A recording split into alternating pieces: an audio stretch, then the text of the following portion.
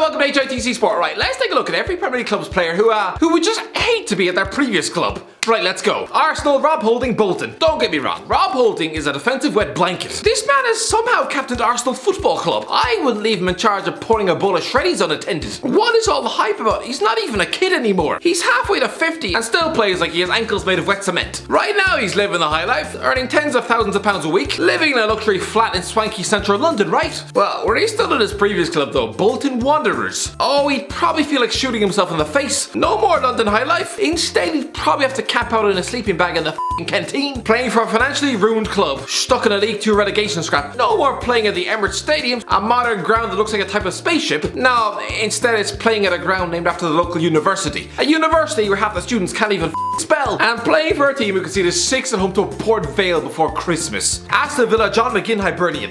John McGinn's career is peaking right now. This guy is 26, playing week in, week out for a Premier League team looking to crack the top 6. He's one of the first names on the Scotland team sheet, and just helped this country qualify for the first international tournament since Keenan and Nickel was on the TV. This man probably wakes up every morning and just has to pinch his ball sack just to make sure this is all real and he's not trapped in some sort of wet dream. Well, imagine if he was still at Hibernian, playing under a failed Sunderland manager alongside the likes of Darrell Horgan, Joe Newell and his brothers Paul and Stephen. Sure, it would be a nice little family reunion, but you can forget about £50 million links with Man United anymore. Just a lifetime of sitting on coaches to Motherwell and Ross County. Brighton, Sollymarch, lose. Yes, I realise Graham Potter's version of hipster football is strangling the life out of Brighton's chances this season, but at least Sollymarch is doing well. He's banged in a couple of Premier League goals and been tipped as an outside left wing spot in England's squad for the Euros. But there's no better way to chuck all of that progress in the dustbin than by sending him back to his previous club. FC Lewes, a Sussex team who play in the Isthmian League, which has obviously been abandoned this year. Honestly, if March was back at that club, he'd just be spending every day eating Pringles on the couch.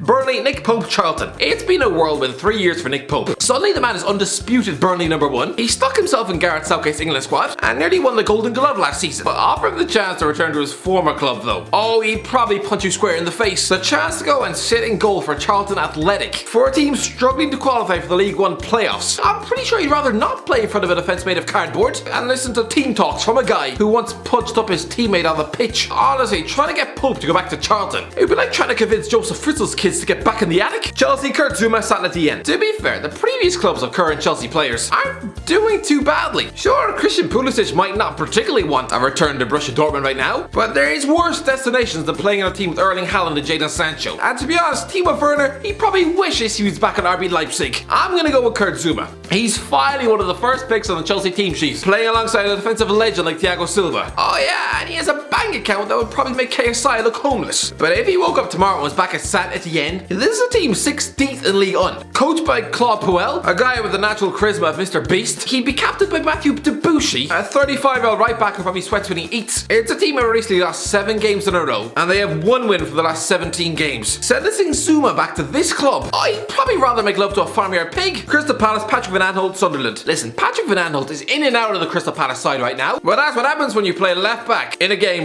where you conceded 7 at home. He knows it could be much worse though. He could still be at Sunderland, a team lying halfway down League One. There's a Dutch international looking to go to Euro 2021, right? Yeah, what chance would he have playing in a back four with Tom Flanagan, Conor McLaughlin and Jordan Willis? And I'm sorry lads, I lived in Sunderland. It constantly smells like a fisherman's ball bag. So to be yanked out of London, a sweaty paradise for multi-millionaires, and told to go live around the back of Tesco's in a city that looks like it was the victim of an atomic bomb, to be stuck in a team who failed to win 15 games all season, oh, he'd probably burst into tears. Everton, Jordan Pickford, Sunderland. Yeah.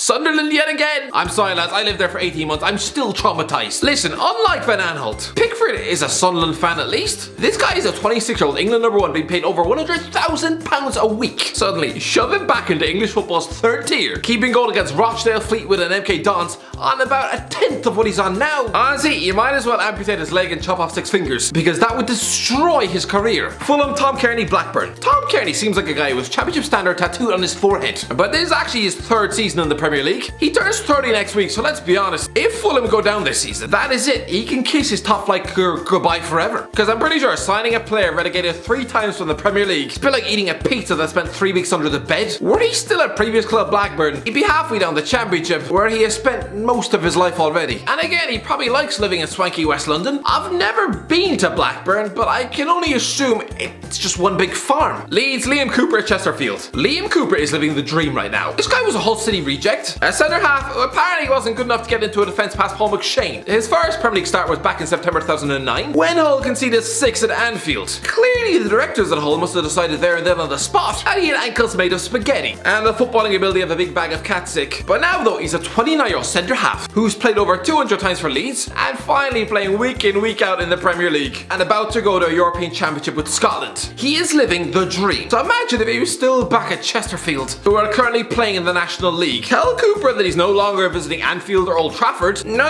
instead his midweek trips to Dagenham and Redbridge, Dover Athletic and Weymouth. Aussie, he'd sooner accept 6 months in a North Korean prison camp. Leicester, Jamie Vardy, Fleetwood Town. Pretty simple here. Jamie Vardy is targeting a second successive Premier League Golden Boot, right? Proving himself to be one of the greatest Premier League strikers of all time. Well again, making me go back to Fleetwood Town, who have admittedly progressed as a club since he left in 2012, but they're still a mid-table League One team. A rudderless ship without a manager. They've won once in 8 games and just booted Chet Evans out the door. So robbing Vardy of service from James Maddison and Yuri Tielemans, and instead telling him to survive off scraps from Paul Coots and a nearly 40-year-old Glenn Whelan. Oh, you'd soon be hearing from his wife on Twitter. Liverpool, Jordan Henderson, Sunderland. Okay, I could touch on Andy Robertson. Were he still at Hull City? Sure, he'd probably have HITC 7s spunking over his existence into a cornflakes box every night before bed. But is that really enough? Honestly, stuck in the utter footballing hellhole that is Hull City right now in League One, a club who lost 8-0 to a financially crippled Wigan last year, a stat so embarrassing. I'm surprised the club wasn't burned to the ground right there and then on the spot, just like you'd put a dying horse out of its misery. But still, I have to pick Sunderland again. And Jordan Henderson, yes, he's a lifelong fan of his boyhood club. Probably doesn't so much keep up with the results now, but trust me, I don't care that he attended their cup final even after he left the club. Trust me, Sunderland fans, he would still rather eat a plate of horse testicles than still be a Sunderland player. Because Anderson arguably has a more successful legacy at Anfield than Steven Gerrard. So sacrificing all that to play in the midfield with Max Power and Grant Ledbetter instead of Mo Salah, laying on chances for Aidan McGeady. Oh, good Moses. Man City, Kevin De Bruyne, Wolfsburg. Yeah, I think the answer here is Kevin De Bruyne. Listen, he loved his time at Wolfsburg in the Bundesliga, but trust me, generational talent like him is far too good for a Bundesliga mid-table team. Not only would he be taking an 80% pay cut, he'd be playing in a bang-average German side who don't even have a sniff of competing for silverware. Man United, Dean Henderson, Sheffield United. Okay, I don't care that it was only on loan. Dean Henderson would hate to be back at Sheffield United right now because it would literally chew his career into wet toilet paper. Sure, he's gathering dust on the Old Trafford bench right now, but his reputation hasn't been harmed. If he was keeping goal for a team bottom of the league on 5 points in January with just 1 clean sheet all season, oh, his England chances would dry up like that. Those £50 million price tags, the predicting him to become Manchester United #1. No, those things would not exist for a goalie being utterly ripped to shreds on a weekly basis. That would be a failed audition. It's a bit like Aaron Ramsdale. Yeah, he's a talented keeper, but I'm pretty sure his reputation is like face down in a ditch. Once the Blades get relegated this season,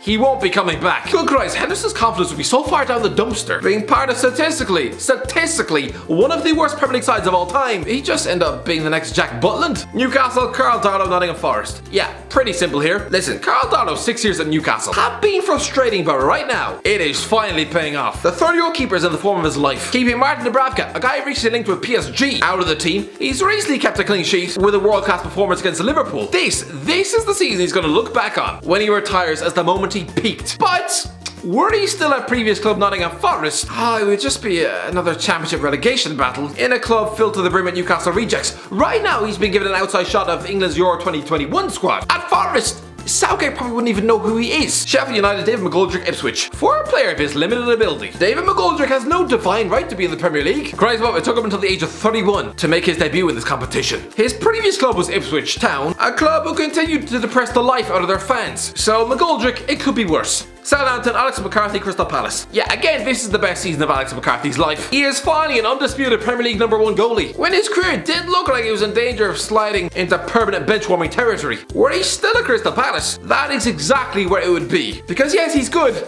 but not Vicente Guaita good. Tottenham, MOUSSA, SISSOKO, Newcastle. MOUSSA SISSOKO could probably think of nothing worse than being back at Newcastle. This was a club where he had one good season, and then it all went wrong, ending in relegation in 2016. So sacrificing the chance to play under Jose Mourinho to instead be coached by Steve Bruce every week for a set of fans who hate him. No, just no. West Brom, KARL Grant, Huddersfield. Yeah, pretty simple here. KARL Grant is looking to save his Premier League career right now, looking to impress a former England manager at West Brom. Were he still back at Huddersfield Town though? Oh, he'd just be halfway down the championship. It wouldn't really really be much fun. West Ham, Jared Bowen, Hull. Jared Bowen couldn't have picked a better time to get the hell out of Hull. Tries above Bowen is 24 and currently playing in the Premier League. Offer him League One and he'd probably be prepared to get sick on your shoes. Wolves, ADAMA, TRAORE, Middlesbrough. Listen, ADAMA TRAORE is a bit off form right now, but still, he's in the Premier League with Wolves, playing under a top manager, surrounded by top class players, and yeah, he's being linked with big money moves in recent years to massive clubs. Were he still in the Championship with Middlesbrough though, playing for a set of fans who never rated him, and just taking orders from Neil Warnock,